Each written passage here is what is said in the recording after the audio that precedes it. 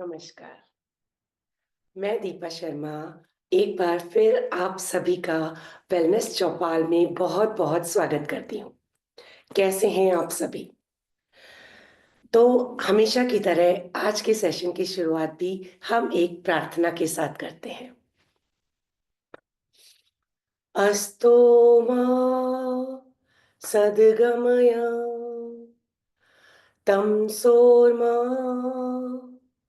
ज्योतिर्गमय मृत्योर्मा अमृतं गमय ओ शांति शांति शांति ओ।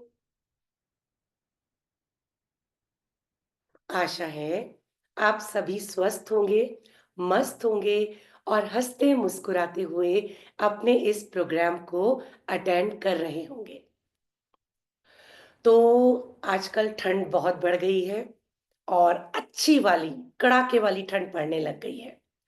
आशा है आप सभी अपना-अपना बहुत ख़्याल रख रहे होंगे और ठंड के मज़े ले रहे होंगे। इंडिया एक ऐसी जगह है जहाँ हमें अपॉर्च्युनिटी मिलती है बहुत सारे सीज़न्स को देखने की। हम सर्दी फेस करते हैं, हम गर्मी फेस करते हैं, बारिश भी हम देखते हैं, स्नो भी हम कभी-कभी देख लेते हैं। तो अपने आप को लकी मानिए कि आप इतने सारे मौसमों के साथ रूबरू होते हैं। क्योंकि दुनिया में ऐसे कई रीज़न्स हैं जहाँ सिर्फ़ ठंड पड़ती है या सिर्फ़ गर्मी पड़ती है या सिर्फ़ स्नो ही होती है। But we are fortunate enough कि हम सभी तरह के मौसम का आनंद लेते हैं। इसीलिए भारतवर्ष को देवभूमि कहा जाता है क्योंकि यहाँ पर देवताओं ने स्पेशली ब्लेसिंग्स के साथ हर चीज़ प्रोवाइड की है। तो चलिए, अब हम शुरुआत करते हैं आज के सेशन की। तो आज का जो सेशन है वो एक्चुअली बेस्ड है एक ह्यूमन इमोशन पे।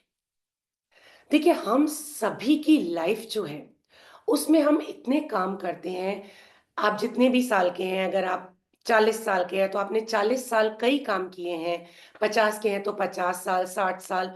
तो जब से हम पैदा होते हैं तब से हमारे एक्शंस जो हैं वो शुरू हो जाते हैं।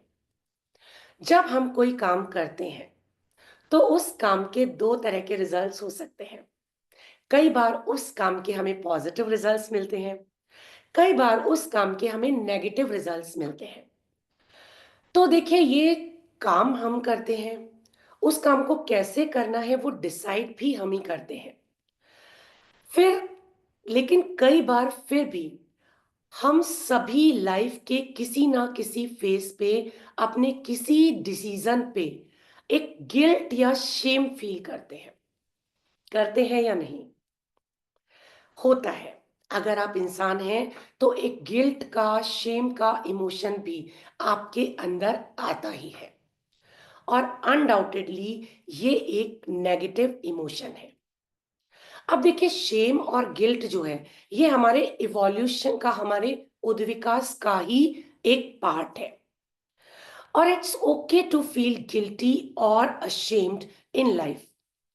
क्योंकि लाइफ में कई तरह के चैलेंजेस हम लोगों के सामने आते हैं, कई सारी परिस्थितियां आती हैं जब हमें कोई ना कोई निर्णय लेना पड़ता है और हम लाइफ में हर चीज को हर वक्त बैलेंस नहीं कर पाते हैं।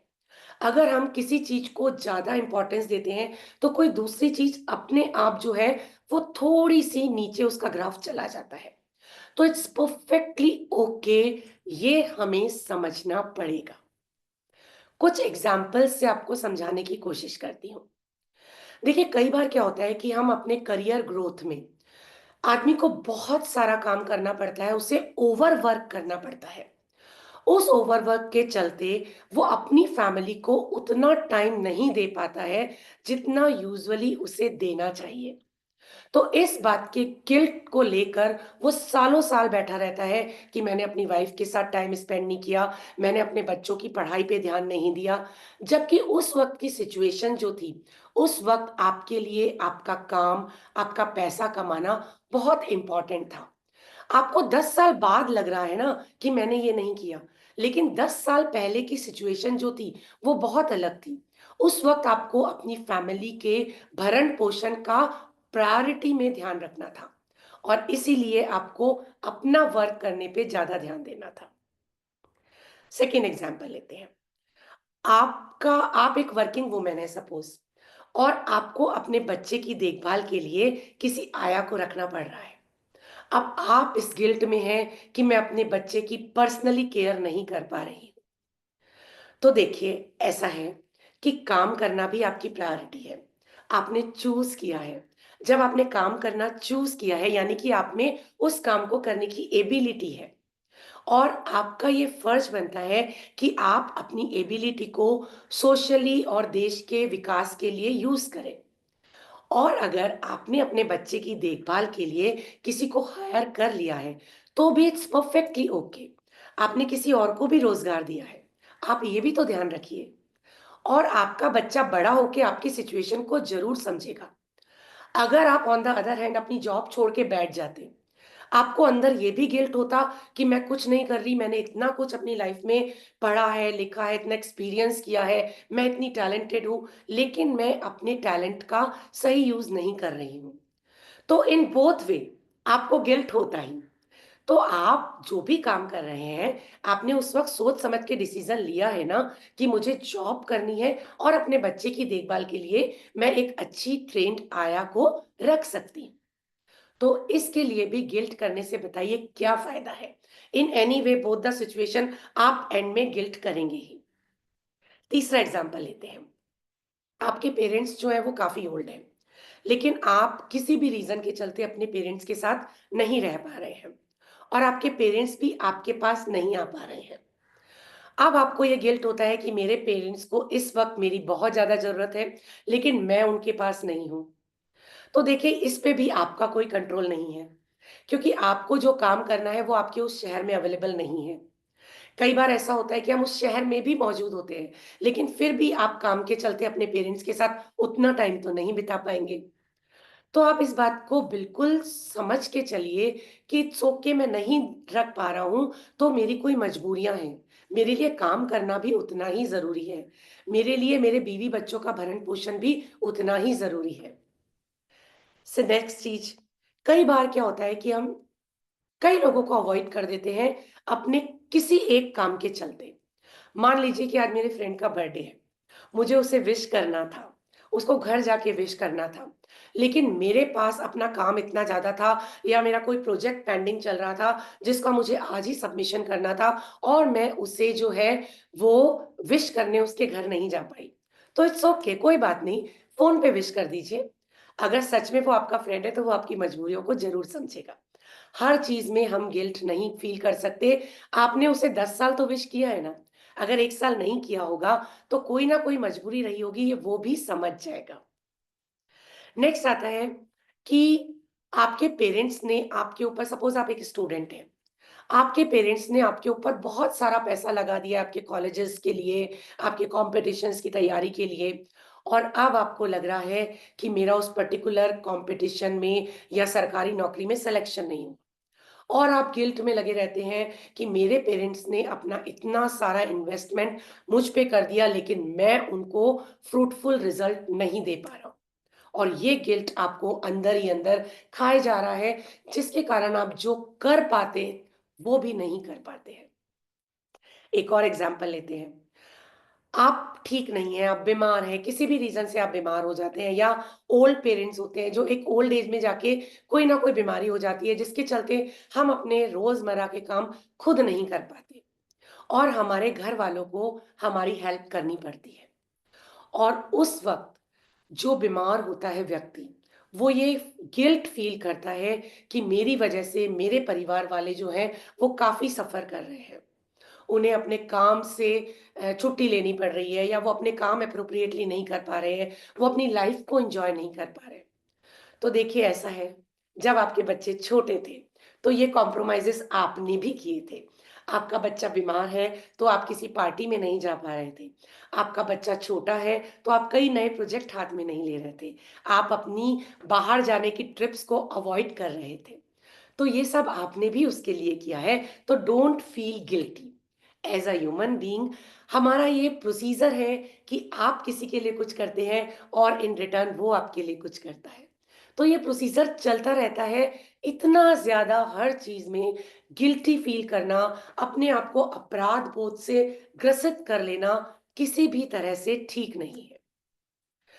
अब देखिए गिल्ट की जब हम बात करते हैं, तो गिल्ट भी 2 तरह के होते हैं।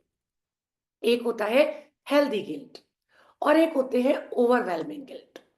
तो अब देखते हैं कि ये हेल्दी गिल्ट क्या है और ओवरवेलमिंग गिल्ट क्या है। अब हेल्दी गिल्ट में आता है कि मान लीजिए कि मुझे आज मेरे पेरेंट्स को कॉल करके बात करनी थी, लेकिन मैं इतना बिजी हो गया या हो गई कि मैं उन्हें कॉल नहीं कर पाई। अब मुझे इस चीज का गिल्ट हो रहा है। तो इट्स ओके कि आपने आज बात नहीं की, कल बात कर लेना। ये आगे से आप ध्यान रखिएगा कि मेरी पहली प्रायोरिटी होता है कि मुझे अपने पेरेंट्स को कॉल करना है। जस्ट 2 मिनट में उनको कॉल कर दूँ और बता दूँ कि पापा आज मैं बिज़ी था, या मम्मी आज मैं बिज़ी थी, इसलिए मैं आपको आज ज़्यादा बात नहीं कर पाऊँगी, आप कैसे हैं? ठीक है, और जस्ट फ़ोन रख दीजिए, 1 या 2 मिनट की बात होती है। ये एक ऐसा गिल्ट है जिसको ईज़िली ओवरकम किया जा सकता है, और आपके पेरेंट्स को भी ये पता है कि अगर आपने आज उनको कॉल नहीं किया, तो कोई बहुत बड़ी बात नहीं है, आप कहीं न कहीं ज़रूर बिज़ी होंगे। तो ये एक हेल्दी गिल्ट है, वो होना भी चाहिए ताकि आप आगे से उस चीज़ को ध्यान रखें। दूसरा आता है कि मान लीजिए आपकी फ्रेंड का बर्थडे और आप उसका बर्थडे विश करना भूल गए। कोई बात नहीं, दूसरे दिन उसको बिलेटेड हैप्पी बर्थडे विश कर दीजिए। आगे से ध्यान रखिए कि एक कोई रिमाइंडर अपने फ़ोन में डाल दें कि मैं उसका बर्थडे आगे से ना भूल पाऊँ, सुबह ही एक अलार्म बोल जाए कि मुझे उसे विश करना है। तीसरा आता है कि मान लीजिए कि आपका कोई प्रोजेक्ट आज पेंडिंग है और मैं मूवी देखने चला गया, और मुझे नहीं ध्यान रहा कि आज ही डेडलाइन थी और मूवी देखने चला गया। डेफ़िनेटली गलत चीज़ है, लेकिन नहीं ध्यान रहा। अब ये जो सारे छोटे-छोटे गिल्ट हैं, तो ये सब क्या है कि इतने बड़े गिल्ट नहीं है जिसके कारण कि आपकी लाइफ़ में आपको कोई बहुत बड़ा स्ट्रगल करना पड़ रहा है। ठीक है ना? इट्स ओके, आप भूल गए, आपने वो प्रोजेक्ट की डेडलाइन आज थी, आपने आज नहीं दिया, कल दे दिया, इट्स ओके। लेकिन अब ये हेल्दी गिल्ट क्यों है? क्योंकि आप इसको ओवरकम कर सकते हैं। कैसे ओवरकम कर सकते हैं? By the end of the month एक लिस्ट बनाइए कि इस पूरे मंथ में मैंने ये काम जो हैं वो अवॉइड कर दिए, या किसी रीज़न से मैं ये कर नहीं पाया, या ये मैंने करने थे लेकिन छोटी-छोटी सी बातें हो गई जिसके कारण मैं इस पे ध्यान नहीं दे पाया। और आगे से ये ध्यान रखिए कि ये मिस्टेक्स आपसे ना हो। मैं ये नहीं कहती कि 100% नेक्स्ट मंथ आप इन सभी को ओवरकम कर लेंगे। हो सकता है आप ओवरकम कर भी लें, तो 10 ऐसे नई चीज़ें आ जाएँगी जो आप मिस करेंगे। कोई बात नहीं, आप हर महीने अपनी एक लिस्ट तैयार कीजिए और उसको ओवरकम करने की कोशिश करते जाइए। लाइफ़ जो है एक ऑनगोइंग प्रोसेसेस है। हम डेली अपनी मिस्टेक्स को रेक्टिफ़ाई करते हैं, नई मिस्टेक्स करते जाते हैं, एक्सपीरियंस मिलता जाता है, हम उसको ओवरकम करते जाते हैं। लाइफ है, लाइफ को इतना सीरियसली लेने की ज़रूरत नहीं है। लाइफ को कूलली हैंडल कीजिए। अब दूसरी तरह के जो गिल्ट आते हैं, वो होते हैं ओवरवेलमिंग गिल्ट।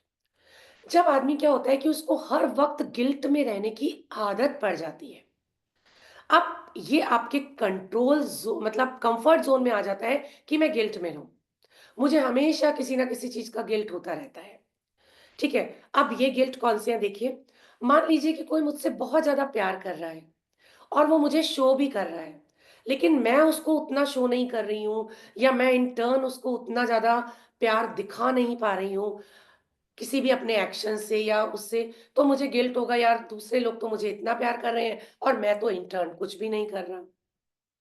दूसरा एग्ज़ाम्पल, किसी-किसी की आदत होती है कि आपको छोटे-छोटे गिफ्ट्स बार-बार देने की, और वो आपको टाइम टू टाइम छोटे-छोटे गिफ्ट्स देता रहता है, ये उसकी आदत में है, लेकिन आपकी आदत में नहीं है। और आप मतलब आप चाहते नहीं हैं ऐसा नहीं है, लेकिन इट्स नॉट कि मैं हर वक़्त ये शो करूँ कि मैं आपकी केयर करता हूँ और मैं आपको गिफ्ट दूँ। देन आपको ये लगता है कि देखो उसने तो मुझे इतने सारे गिफ्ट्स दे दिए, लेकिन मैं तो कभी उसको नहीं देता। Forget about it. उसकी आदत है, वो आपको पसंद करता है, आपको प्यार करता है, वो आपकी केयर करता है, उसने आपको गिफ्ट दिए, एक्सेप्ट इट। और उसको ये भी बता दीजिए, देखो मेरी आदत नहीं है छोटे-छोटे गिफ्ट देने की, तो वो समझ जाएगा इस चीज़ का। और फिर कभी चला के उसे गिफ्ट दे दीजिए, धीरे-धीरे ये भी आपकी आदत में आ जाएगा। लेकिन इसके लिए गिल्टी फ़ील करना और अपने आप को ये कर्स करना कि मैं कुछ नहीं कर पा रहा उसके बारे में, ये कभी भी सही नहीं है। जो आपको गिफ्ट दे रहा है, वो कभी भी रिटर्न की अपेक्षा से नहीं दे रहा है। अगर ऐसा होता, तो वो एक गिफ्ट देने के बाद रुक जाता कि तुम्हारी तरफ से उसको कोई गिफ्ट नहीं जा रहा है। तो don't feel so much about it because he loves you, he care for you, उसको कुछ दिखा, उसे लगा कि ये आपके लिए अच्छा होगा, उसने ले लिया और आपको गिफ्ट कर दिया। आगे से आप भी ध्यान रखिए कि मैं भी ऐसा ही करूँ। नेक्स्ट आता है कि कोई आपकी बहुत ज़्यादा केयर करता है। मान लीजिए कि आपका वर्क प्लेस है, कोई आपके लिए रोज़ नई-नई गरम-गरम चीज़ें बना के लाता है या आपकी बहुत केयर करता है, लेकिन आप नहीं कर पाते। हो सकता है आपके बच्चे छोटे हों, इस वज़ह से नहीं कर पाते हों या कुछ भी है। मैं आपको अपना एक एग्ज़ाम्पल देती हूँ। मैं जब पढ़ाती थी आज से 10-15 साल पहले, 15 साल पहले की बात है। तो मेरे साथ मेरी एक को-टीचर थी और उनकी एज थी अराउंड 70 इयर्स। वो डेली 7 साल मैंने उस इंस्टीट्यूट में जॉब किया। 7 साल तक डेली वो मेरे लिए कॉफ़ी लेके आती थी और इंटरवल में हम दोनों साथ ही टिफ़िन शेयर करते थे। डेली वो मेरे लिए कॉफ़ी 7 साल तक लेके आईं और साथ में वो मेरे लिए अच्छे से स्नैक्स भी लाती थी क्योंकि वो एक बहुत अच्छी कुक थी और बहुत अच्छा खाना बनाती थी। और वो हमेशा इतना टिफ़िन लेके आती थी कि मेरा भी पेट पूरी तरह से भर जाए। जबकि मेरे टिफ़िन में मोस्टली रोटी, सब्ज़ी, पराठा वग़ैरह होते थे क्योंकि मेरे बच्चे छोटे थे। मुझे अपनी फैमिली के लिए भी लंच पैक करना होता था और मेरे को अपने बच्चों के लिए भी लंच पैक करना होता था। मेरे लिए इतना टाइम नहीं होता था कि मैं सुबह अपने लिए कॉफ़ी भी बना के ले जाऊँ।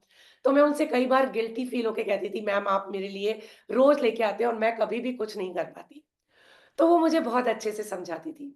देखो इस चीज़ के लिए कभी भी अपने आप को गिल्टी फ़ील मत करवाओ। ठीक है, तुम्हारे बच्चे छोटे हैं और अगर मैं तुम्हारे लिए कॉफ़ी ले आती हूँ, तो कोई बहुत बड़ी बात नहीं है। मुझे तो अच्छा लगता है कि चलो हम दोनों मिलके कॉफ़ी शेयर करते हैं और मैं अपने लिए तो लाती हूँ, अगर मैं 1 कप तुम्हारे लिए भी बना के ले आऊँगी, तो क्या हो जाएगा? एग्ज़ैक्टली इतनी सी ही बात होती है, क्योंकि वो मेरी केयर करती थी, वो मेरे लिए लेके आती थी। ऑन द अदर हैंड मैं इस बात को गिल्टी फ़ील करती थी, बट ऐसा उनके मन में कुछ भी नहीं था और ये लेटर ऑन मुझे रियलाइज़ हो भी गया।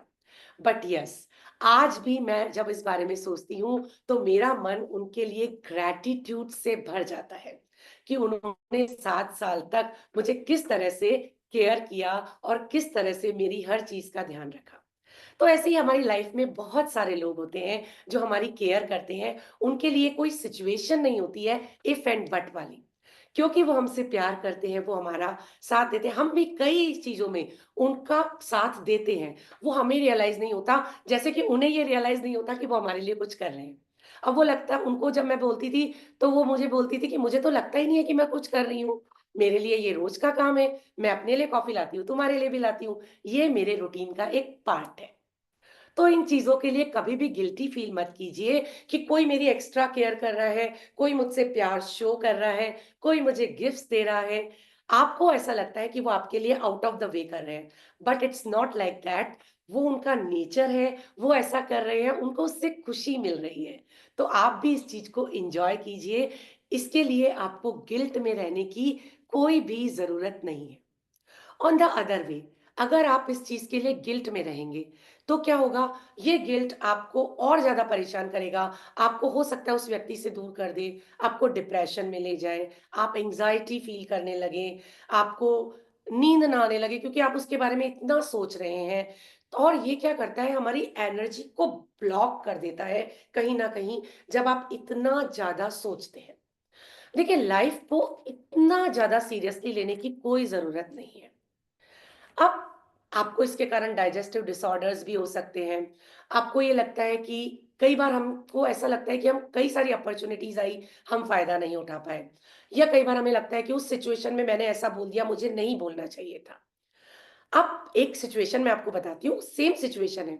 2 लोग के लिए एक उसको करके गिल्टी फ़ील कर रहा है और दूसरा ना करके गिल्टी फ़ील कर रहा है। तो गिल्टी तो हर आदमी फ़ील कर रहा है। एग्ज़ाम्पल है कि एक लेडी थी, वर्किंग लेडी थी, शायद मैंने एक बार पहले भी एग्ज़ाम्पल अपने किसी उसमें दिया है बिकॉज़ ये यहाँ पे भी फिट होता है इसलिए मैं दोबारा इस एग्ज़ाम्पल को दे रही हूँ। एक लेडी थी, वर्किंग लेडी थी, बच्चे उसके छोटे-छोटे थे वो अपने बच्चों को डे केयर सेंटर में छोड़ के ऑफ़िस जा रही थी। 8-9 बजे का टाइम था। वो कार से निकल रही थी बिल्कुल तैयार-वैयार होके अपने बच्चे को डे केयर सेंटर में छोड़ के और जा रही थी। बीच में एक पार्क आया। पार्क में उसकी नज़र एक लेडी पे पड़ी जो अपने बच्चे के साथ खेल रही थी। जैसे ही उसने उसको देखा, उसका मन गिल्ट से भर गया। उसने कहा कि देखो मैं अपने बच्चे को वहाँ पर छोड़ के आई हूँ और वो पता नहीं क्या करेगा, मुझे इसका आइडिया भी नहीं है। लेकिन ये लेडी देखो कितनी ज़्यादा फॉर्च्यूनेट है, कितनी ज़्यादा खुशनसीब है कि ये अपने बच्चे को पूरा टाइम दे रही है, उसके साथ खेल रही है और उसकी केयर कर रही है। ऑन द अदर वे उस लेडी ने भी इसको देखा। ये कार में बिल्कुल अच्छे से टिप टॉप होके कार ड्राइव करके जा रही थी।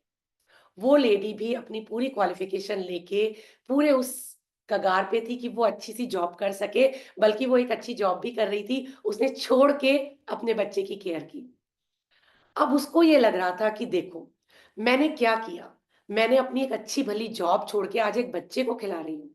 बच्चा तो मैं वैसे भी केयर कर सकती थी, घर जाके उसका ध्यान रख सकती थी, एक अच्छी-सी आया रख सकती थी जो उसकी केयर कर सकती। लेकिन मैंने क्या किया?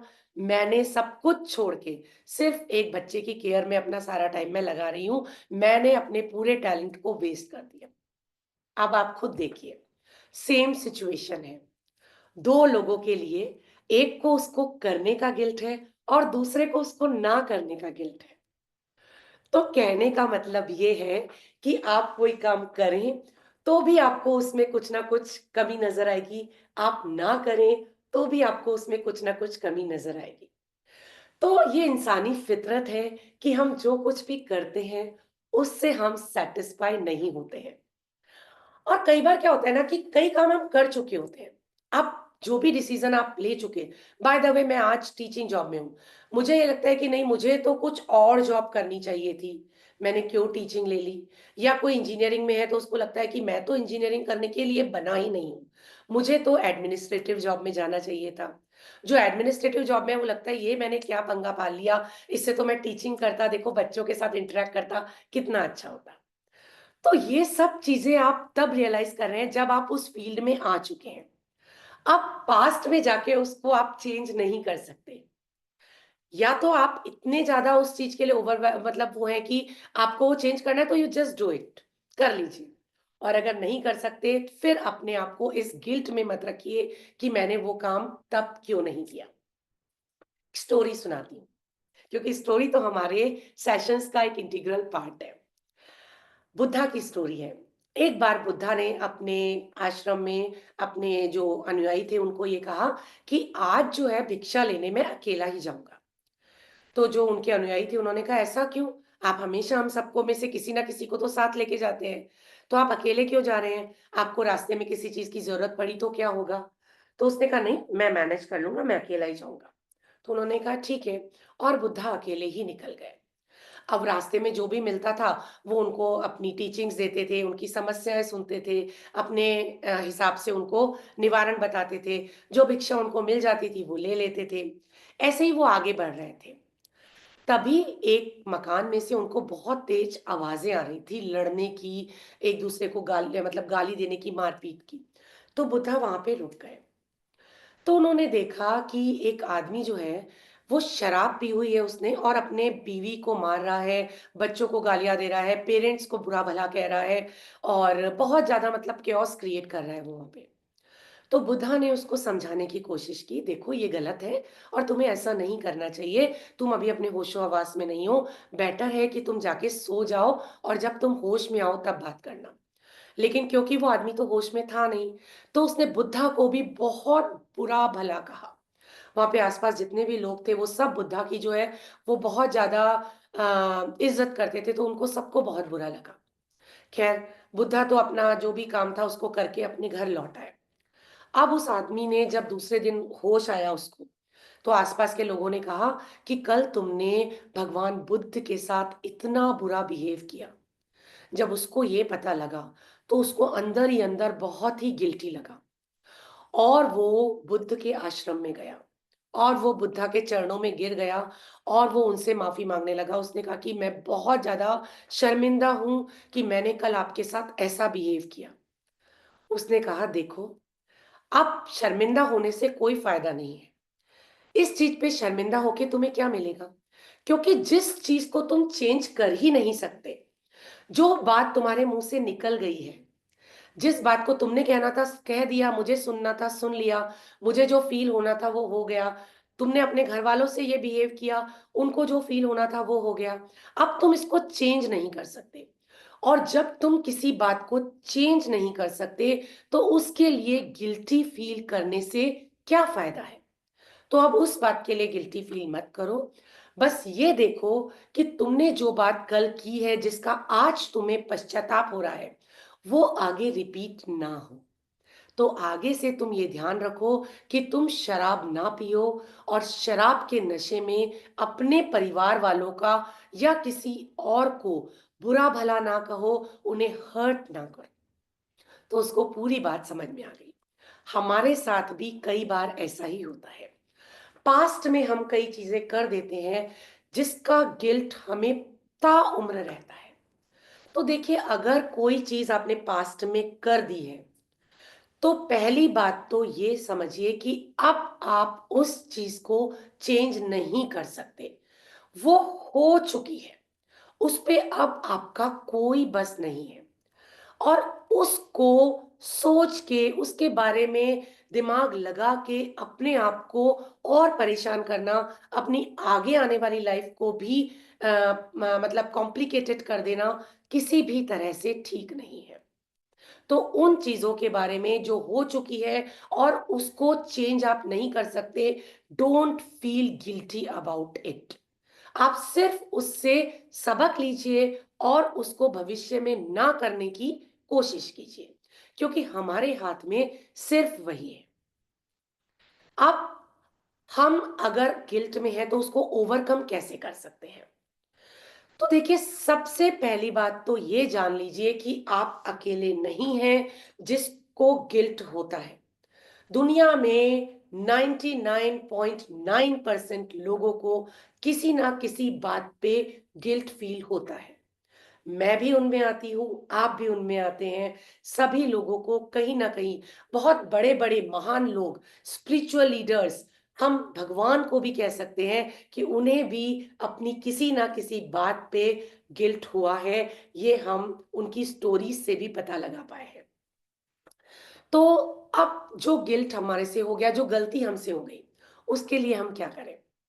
तो देखिए, सबसे पहले तो मैं आपको एक एग्जांपल देती हूँ इस चीज़ का कि आप उस बात को लेके एक शांति से बैठिए पहले तो इस काम को, क्योंकि आप जो है वो अवॉइड कर नहीं सकते, ठीक है? तो हम उसके लिए क्या करें कि हम अ, पहले तो एक बात को देखिए कि हमें जब भी ये काम करना है तो आपके पास इनफ टाइम हो, जब आपने गिल्ट को ओवरकम करना है। बिल्कुल शांति से, जल्दबाजी में ये काम नहीं करना है। जब आपके पास इनफ टाइम हो तब आप इस चीज़ पे ध्यान दें और इसके लिए आगे बढ़ें। तो अब आपको करना क्या है? आपको शांति से बैठना है। एक पेपर और पेन लेके बैठना है। अब आपको ये सोचना है, अपने दिमाग में विचार करना है कि आप किस बात के लिए गिल्टी हैं, ठीक है? आप अपने बच्चे पे चिल्ला दिए, इस बात पे गिल्टी हैं, या आपने कोई अपना इंटरव्यू स्किप कर दिया, इसके लिए गिल्टी हैं, या आपने आज प्रॉपर खाना नहीं बनाया अपने परिवार के लिए, खिचड़ी बना के काम चला दिया, इस बात के लिए गिल्टी हैं, या आप अपने पेरेंट्स को डॉक्टर के पास ले जाना भूल गए, इस बात के लिए गिल्टी हैं। लिस्ट बहुत लंबी हो सकती है, जिसमें बहुत छोटी-छोटी भी बातें हो सकती है और बहुत बड़ी बातें भी हो सकती हैं। लेकिन आप उन सभी बातों को पेन डाउन कर लीजिए। मैंने फिर बताया कि ये बात काम तब कीजिए जब आपके पास सफिशिएंट टाइम हो। अब एक लिस्ट जब आपने तैयार कर ली, उसके बाद में आप अपनी फीलिंग्स को आइडेंटिफाई कीजिए कि मैं उस अब इस लिस्ट के बाद थोड़ी जगह और छोड़ दीजिए। हो सकता है आपको कल कुछ और याद आए और आप उसमें ऐड ऑन करें। अब आप अपनी फीलिंग्स उसमें सोचिए कि उस पर्टिकुलर चीज़ के लिए आपने क्या फ़ील किया? क्या आपको लगता है कि ये मैंने सही नहीं किया? या आप आपको उस पे शेम होती है कि मैंने ऐसा किया? या आपको मतलब उस पे लगता है कि मुझे ऐसा नहीं, मुझे वैसा करना चाहिए था? तो जस्ट आपको अपनी फीलिंग्स के साथ आप वहीं पे रहिए। आप अपनी फीलिंग्स को उस वक़्त ग्रैब करिए कि ये क्या चीज़ है, ये मैंने किया था। मान लीजिए आपने अपने पेरेंट्स की प्रॉपर केयर नहीं कर पाए उस वक़्त, तो मुझे उस वक़्त दुःख हुआ। आप उस दुःख को रियलाइज़ कर लीजिए, ठीक है? अब आप अपनी आँखें बंद करिए जब आपने अपनी फीलिंग्स कोई भी एक पर्टिकुलर चीज़ आप एक बार में ले सकते हैं। आपने लिस्ट बना ली, एट अ पर्टिकुलर टाइम 1 या 1 से ज़्यादा जितनी भी चीज़ें आप लेना चाहते हैं, आप ले लीजिए। अब आप अपनी आँखें बंद कर लीजिए। और आप ये देखिए कि ये जो इमोशन है, मान लीजिए किसी चीज़ से आप दुखी हैं, आप रिग्रेट फ़ील कर रहे हैं कि मैंने अपने पेरेंट्स की केयर नहीं की, या आपको उस चीज़ पे गुस्सा आ रहा है कि मैंने ऐसा क्यों किया? या तो उस पे क्या करिए, आप आँखें बंद करके आप ये रियलाइज़ कीजिए कि ये पर्टिकुलर इमोशन आपकी बॉडी में कहाँ जाके अटैक कर रहा है। आपको उसकी वजह से नींद नहीं आती है, या आपको उसकी वजह से किसी काम में फ़ोकस नहीं कर पाते हैं, ठीक है? आपको वो चीज़ किसी बॉडी पार्ट में हर्ट कर रही है, या आपको उसकी वजह से ऐसा लगता है कि मेरे पूरी बॉडी जो है वो हेवी हो रही है, ठीक है? अब इसके बाद में आप क्या करिए, अपने आप को काम करने की कोशिश कीजिए। आप उस पर्टिकुलर इमोशन को, मान लीजिए आपको उसकी वजह से हेडेक हो रहा है। आपने वो इमोशन के बारे में सोचा और आपको उससे हेडेक हुआ। Just take a deep breath in और फिर एक्सहेल करते हुए अपने माइंड को रिलैक्स करने की कोशिश कीजिए। मान लीजिए उसके कारण आपको अपने कंधों में, आपकी गर्दन में हैवीनेस फील हुई। आप डीप ब्रीथ इन करके अपनी शोल्डर्स को और अपनी नेक को रिलैक्स करें। इसी तरह से जिस भी बॉडी पार्ट में उस पर्टिकुलर इमोशन को आप फील कर रहे हैं, आप उस पर्टिकुलर बॉडी पार्ट को रिलैक्स कीजिए। इस चीज़ को आप कितनी भी बार रिपीट कर सकते हैं, जब भी आपको टाइम मिलता है, आप देख दिन के किसी भी वक़्त सुबह, शाम, दोपहर, जब भी आपको लगता है आप इस चीज़ को रिपीट कर सकते हैं। तो ये क्या करेगा, आपके एनर्जी ब्लॉकेजेस को, जो आपकी बॉडी में डिफरेंट जगह पे हैं, उनमें उनको रिलीज़ करेगा और आपको कंफर्टेबल फ़ील होगा। देखिए, इसके बाद आप एक ऐसी सिचुएशन वो करिए जब आप मोस्ट गिल्टी फील करते हैं। इनमें से कई चीज़ें ऐसी होती हैं जो बहुत नॉर्मल होती हैं।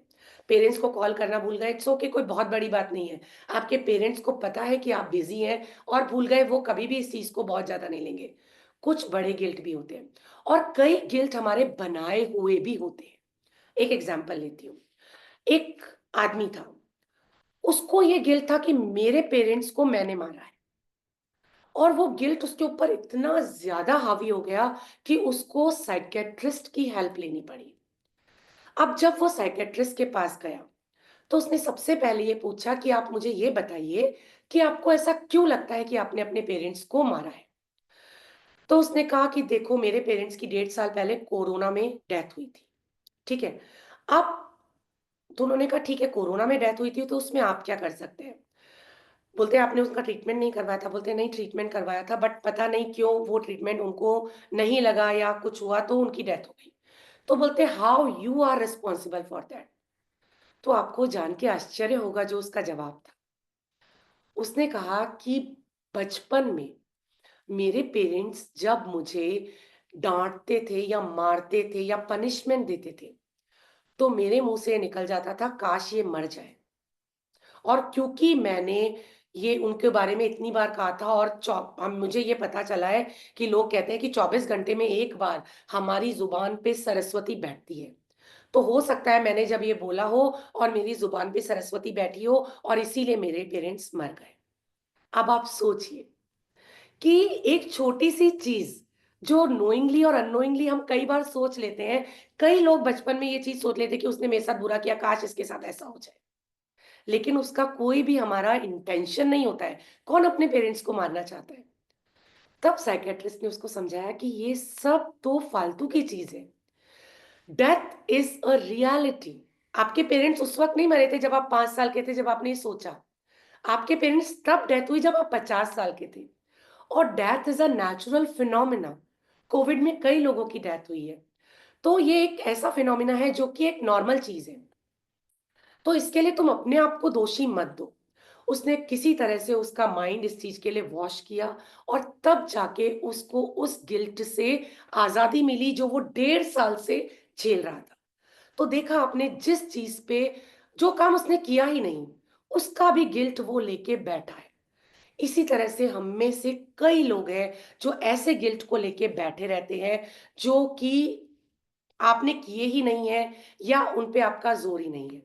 फॉर एग्ज़ाम्पल, आपने लव मैरिज की, अब आपकी मैरिज में कुछ प्रॉब्लम्स आ रही हैं, तो अब आपको लगता है कि काश मैंने अपने पेरेंट्स की मर्ज़ी से ही शादी कर ली होती, तो शायद ऐसी सिचुएशन नहीं आती।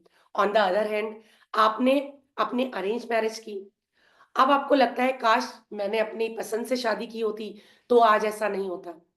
तो देखिए, हो तो दोनों के साथ रहा है। जिसने लव मैरिज की है उसकी मैरिज में भी प्रॉब्लम है, जिसने अरेंज मैरिज की है उसकी मैरिज में भी प्रॉब्लम है। तो in any case problems are there. आप कोई भी डिसीजन लेते हैं वो 100% परफेक्ट होता है, वो ज़रूरी नहीं है। उस सिचुएशन में आपने वो निर्णय लिया, वो सिचुएशन जो थी वो आज की सिचुएशन से अलग थी।